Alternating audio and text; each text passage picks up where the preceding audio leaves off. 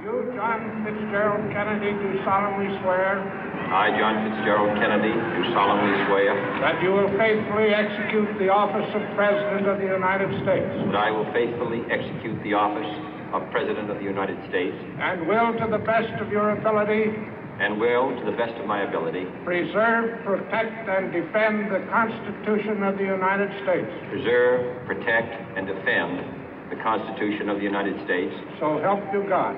So help me God.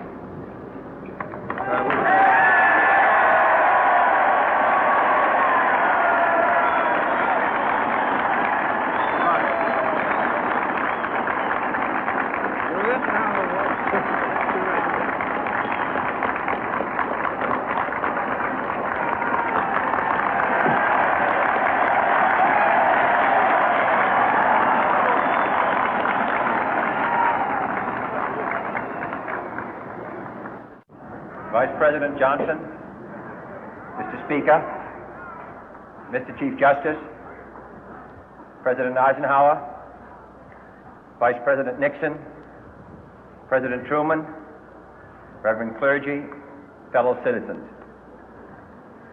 We observe today not a victory of party, but a celebration of freedom, symbolizing an end as well as a beginning, signifying renewal as well as change.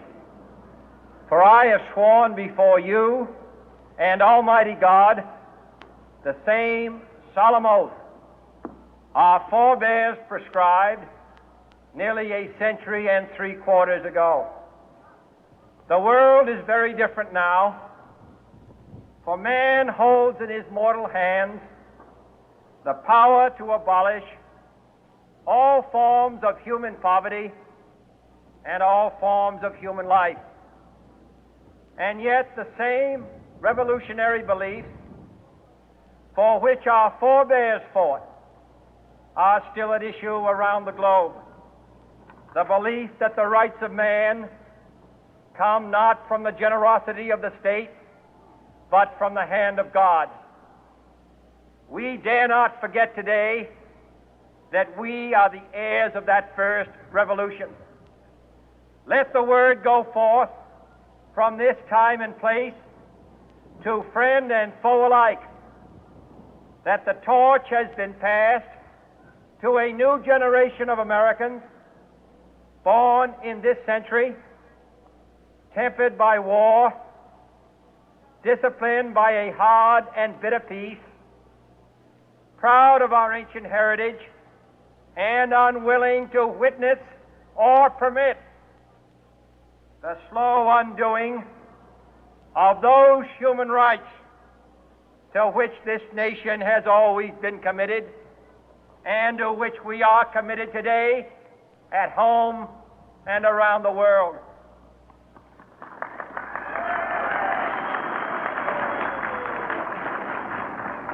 Let every nation know, whether it wishes us well or ill, that we shall pay any price, bear any burden, meet any hardship, support any friend, oppose any foe to assure the survival and the success of liberty.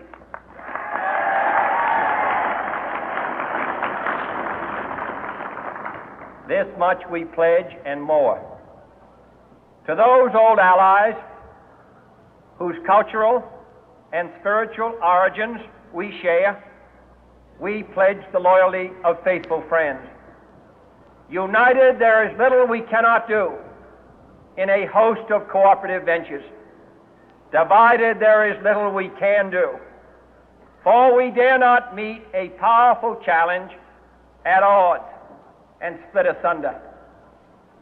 To those new states whom we welcome to the ranks of the free, we pledge our word that one form of colonial control shall not have passed away, merely to be replaced by a far more iron tyranny. We shall not always expect to find them supporting our view, but we shall always hope to find them strongly supporting their own freedom, and to remember that in the past, those who foolishly sought power by riding the back of the tiger ended up inside.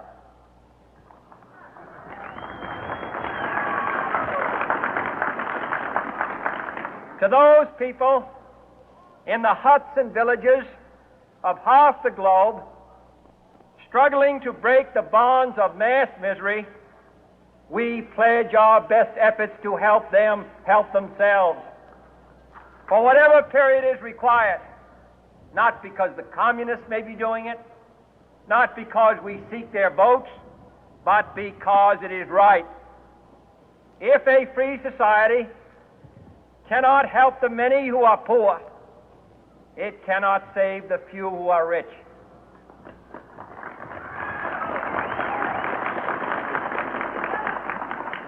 To our sister republics south of our border, we offer a special pledge to convert our good words into good deeds, in a new alliance for progress, to assist free men and free governments in casting off the chains of poverty. But this peaceful revolution of hope cannot become the prey of hostile powers. Let all our neighbors know that we shall join with them to oppose aggression or subversion anywhere in the Americas. And let every other power know that this hemisphere intends to remain the master of its own house.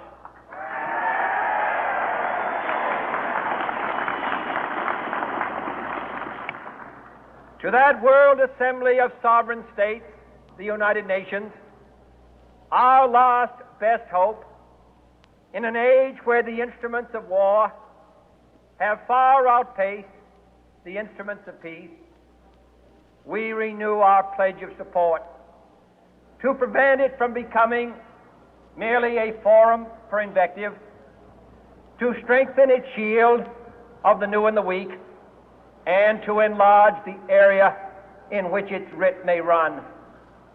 Finally, to those nations who would make themselves our adversary, we offer not a pledge, but a request that both sides begin anew the quest for peace.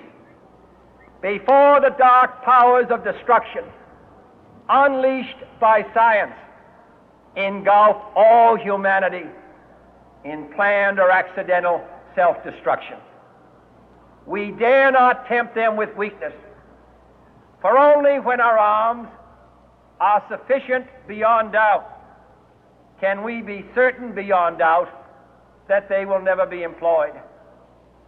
But neither can two great and powerful groups of nations take comfort from our present course, both sides overburdened by the cost of modern weapons, both rightly alarmed by the steady spread of the deadly atom, yet both racing to alter that uncertain balance of terror that stays the hand of mankind's final war.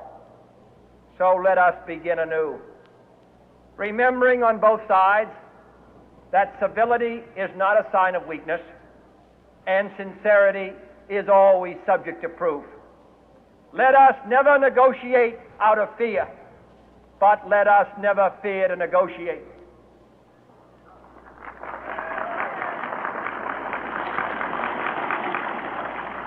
Let both sides explore what problems unite us, instead of belaboring those problems which divide us.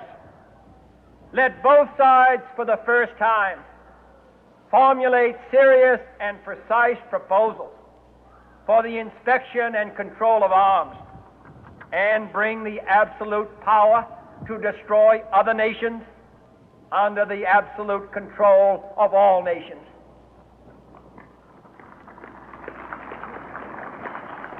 Let both sides seek to invoke the wonders of science instead of its terrors. Together, let us explore the stars, conquer the deserts, eradicate disease, tap the ocean depth, and encourage the arts and commerce. Let both sides unite to heed in all corners of the earth the command of Isaiah to undo the heavy burden and let the oppressed go free. And if a beachhead of cooperation may push back the jungle of suspicion, let both sides join in creating a new endeavor, not a new balance of power, but a new world of law, where the strong are just and the weak secure and the peace preserved.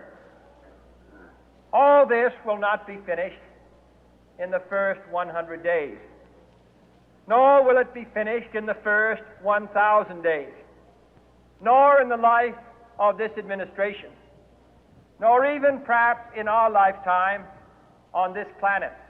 But let us begin.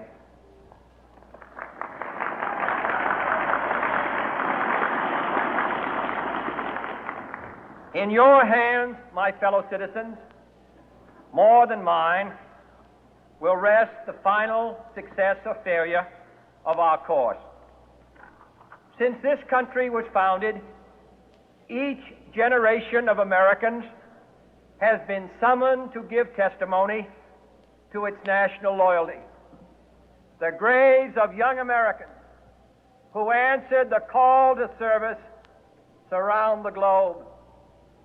Now the trumpet summons us again, not as a call to bear arms, though arms we need, not as a call to battle, though in battle we are, but a call to bear the burden of a long twilight struggle, year in and year out, rejoicing in hope, patient in tribulation, a struggle against the common enemies of man, tyranny, poverty, disease, and war itself. Can we forge against these enemies a grand and global alliance, north and south, east and west,